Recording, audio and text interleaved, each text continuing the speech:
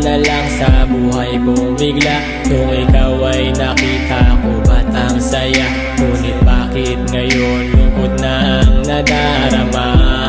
Bakit ba kasi nagbago na ang pag-ibig sa ating mundo? Alam kong mahirap ang mawalay sa isang katulad mo.